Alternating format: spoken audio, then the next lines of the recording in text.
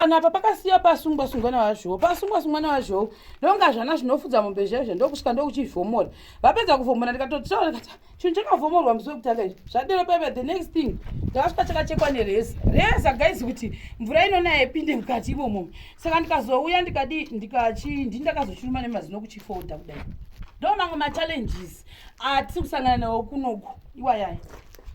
But I'm not saying kuti vanoba zvinhu no I'm not saying that ndikutaura inini experience yangu kuti ndo zvinhu handisikuziva kuti ndiani akazviita mvura neuyu because bhiri randakanobhadhira kumvura iyo handitomboenderani panapa then munomu ndo mune muchinzi mupantry ndo pandiri inoi amozvona handizivi kuti ndichaisei kuda ndichaisa mapapa bheki kuda ndichaisei handizivi hamozva kuda ndichaisa vhimi kuda ndichaisa chi I don't know handei so magetsi kwashakati kwapera pande pachaya zveuyu zvemagetsi panapa kona apapa hameno kuti zvazvamba sei umu ndiye mune mune kudzira munhu muno ndiye matechitamba tichiona tv because kwando kunoita tv amozvona ndo living yacho iyi mwari vakanaka zvokwadi inoda kungotenda mwari because dai pasina mashemari enzi ngadei zvatukuta oh by the way tati 230 all the ndirikini uyu marose ese akareba ese ani ma230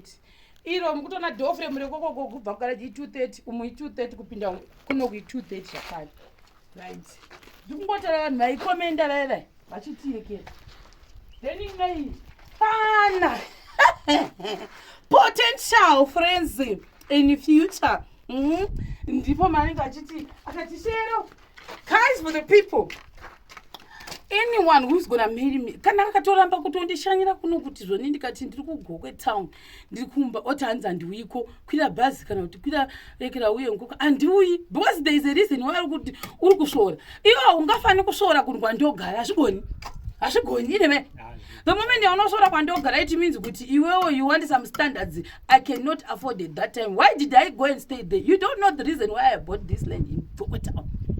And I will not tell you right now, you guys, for the people. You wait till I'm ready to tell you. There is a reason, but I'm not going to tell you right now because tsata bengenuka kuti titsvage dzimwe futi stand. Mune matipedzera mastand acho. Mune mari enda namari. Kandozvona. Saka inoi ndo inenge like guest house yangu. Ndo guest room mamero ndo munenge muri vaenzi. Right, auntie. Vaenza. Topa, come here. Saka sezvo takafunga kuti no, kana tati vaenzi umo, vaenzi hazvizogoni kuti vapinde umu zvemuprivate umu. Vaende nepapa handimunoona kuti iri ndio rinonzi fan light door iri. This door iri it's expensive for no reason. I don't know kuti vanoredusa because of this thing here. Like for you, handihwisisi. Because normal uyekera rinogona kurwana ne20 something rakanaka kwete remaphone call 27 something ndopepa nonzi nemwa clients ndoda chinhu chakachipa ndakambasana nazvo then ukawatenga chinhu chakachipa $15 they will start to complain kuti chakachiite but kune zve15 kushop kana kumbari kana kuti kumashopu ese nyango mutown mugoko kune zvinoenderana nemari yako kana ukati ndoda $15 vanokupa $15 ukandoda $30 vanokupa $30 vakandoda $10 vanokupa $10 saka iwewe standard yako uri kuda ndo inokudependa neuchinjwa kuda ichi hanimozviona and I'm not bragging unomwe anofunga ndikubrega but ndikutaura chokwadi zvimwe zvinhu zvatosangana nemacustom because munhu anokuti ndoda cheap thing chiauta sedoor frame iyi apa uya apa pabatana muone ini door frame moziva kuti madoor frame epanapa guys kuna mumwe anogona kumwa ndakazvitenga ikono zvinhu izvi kaizvi it took me 1 year kuti ndizviunganidze and I did purposely rented a full house because ndada kuti zvinhu zvangu pandakazvitora zvinge zvichigara mumba imomo zviri safe zvichimirira stage yazvosvika gore rino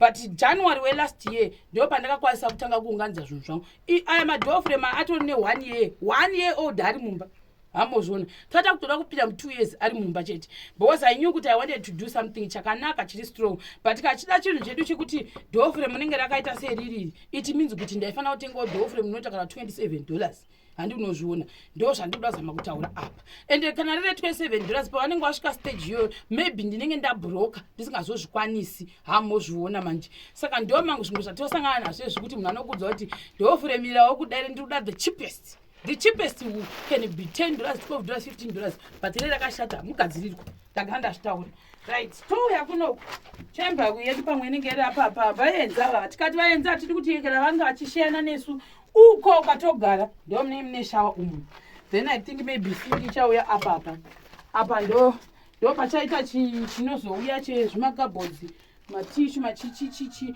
chirungu chinodiwa pano musaona ndakasviba kuti tsva kudai ndakabhuruwara uye ndichitange ndarombe muno muzimbabwe ndinochida chirungu zvimwe zvokuti muchashamisika vanhu vamwari vajehovha hamozviona manje kune vanenge vachiti ndoda kuwana chero nekuti unokwanisa kuzogara kumusha yo guys for the people you will be marrying me for the wrong reasons. Marry me because you like me, marry me because you love me, marry me because you respect me as well as a person.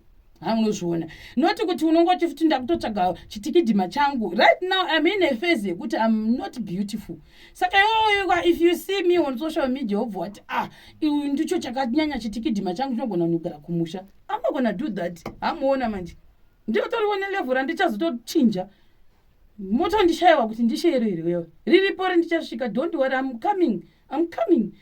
Let me finish this thing first so that kana ndakuti menyukira ndiye ndichizoti ndine pengu pekugara kwete kuti ndichibva kwandee ndichibva ndeti ndomena mudzimba dzevanhu. That's what I'm trying to eradicate. I need to go to a place where I call my home. Hamozviona. And also ndikapenyengurwa mangwana ndikarohwa shaya dzikapesana ndoenda kumba kwangu. Hamozviona manje saka ndo zvimwe zvacho izvezvo handei kuno kutoni right. So this area is my bedroom. Zvimwe simbi dzakamirira kuzogadzira paikira panapa pachaya futi rimwe rinorova zibhimu rinorova kubva pakona apa kundobuda kukona uko futi. Hamozviona. Then toya kuno but what I'm saying ndezvekuti it depends nemuridzi wemba kuti unoda chii.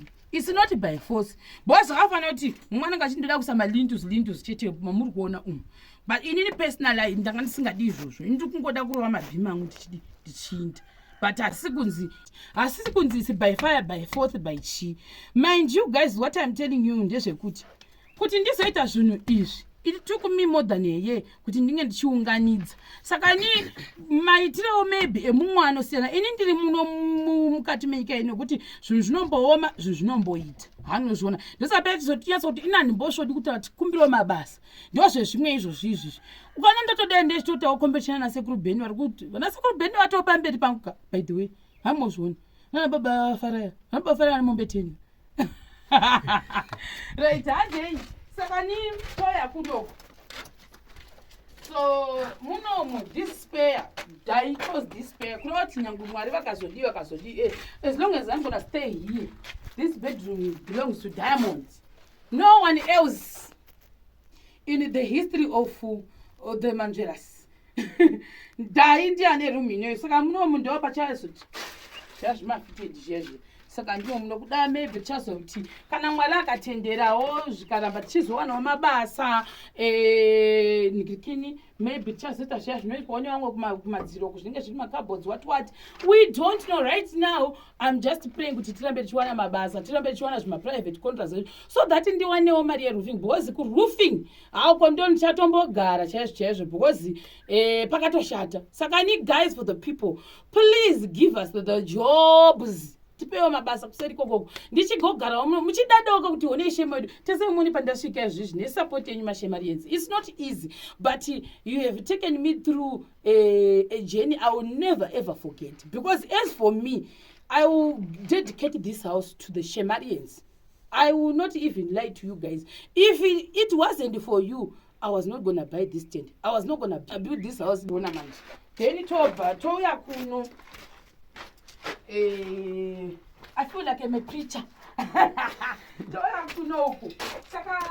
No, my bedrooms are we are catching I must pay. So this one is the toilet.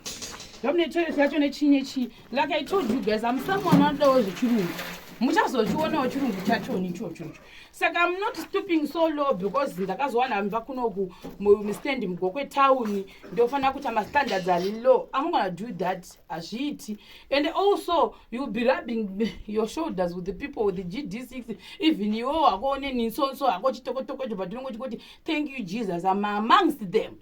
Vane mafobefo iwa zvichazoita in future so mno ndomne chamber maybe nezvimasingisingi zvacho zviri cute hamozviona. Then toya kunoku zvimene kuti chazoisa, because I was thinking of not putting a tub, because tub chinhu chandakanotisa hangu kuti kuboys redu zvinonetsa kuzoisuka, saka ndofunga ndichaibvisa tongoisa shower chete, ndo zvichaitika munomu. Then maybe chasachimira like something chokuti uzoona chadecorate ndozvifarirawo chazvedecoration zvinyangu isingagoni.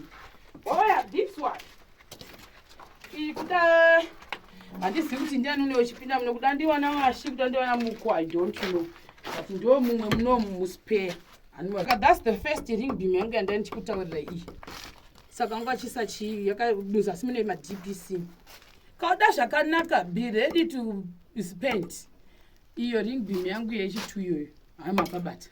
Right, handei final. Let's go. Munonga takauya guys. Sibita tikada kuzara muno. Zvino hazvitani kuchinja. Takuru benzo, sisi uri kutaurisa kanasi. Right, mochiona manje madhofre maya. Ema 230 hama maona. Right. Takambomashava madhofre maya, takatambura chaizvo kumashaga tikamashava. Ende waiti aripo ndanjimbokudza kuti aunoda iwewe ari kuenda nemari yako anowanikwa, but iwe ndiwo unoshada kuti unoda chii, hanozviona iwe muridzi wechunhu. Toya kunoko izvi zvikafu nechimasemende ari kugara zvawo kundiri yaitiona papa. Chatora matende ndikakuenda kuekera patambofana kuwabhorosa, but you will take one of the tents toenda nayo ku-project. Saka this is my bedroom, by the way. No problem, this space. Give me space. Ndo mune walk-in, saka kunofamba kwese kuenda kune walk-in, camping tents ndo zviya, but isusu add more camping tents because kwatichienda kune kusina dzimba, ndo mu-walk-in macho umo. Ndo kune toilet, ndo kune shower, ndo muchaiswawo chitabu changu mumomo. Nditi vakomana vangu vari matools awa. Right, ndizvozvo. I think that's pretty much it. Right. So then guys, pane vandandisirira kuti when I started building this house, I remember vatangasapota ndichi kuThailand. Ndazokatwa nevava. Chiri kuThailand chaiko 4 years down the line. Ndiri muno muZimbabwe. Vanga vachingondisapota maprograms angu ese since 2020 kusvika izvozvi. So pandatoa no, I'm thinking of starting to build my own house. That was last year.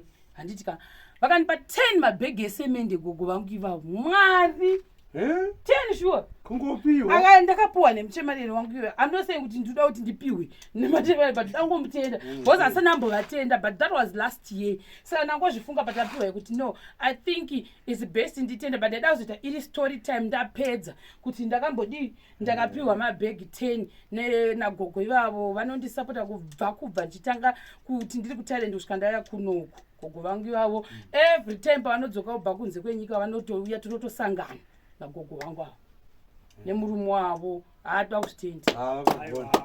Pandichiti gogo handisi kuti ndigogo vakudai maybe nganditi mama namama, alright.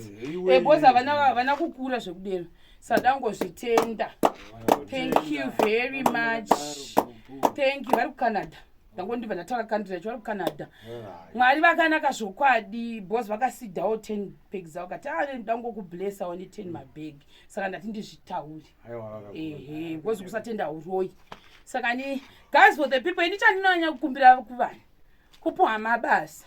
Ndo andinonyanya kukumbira chete.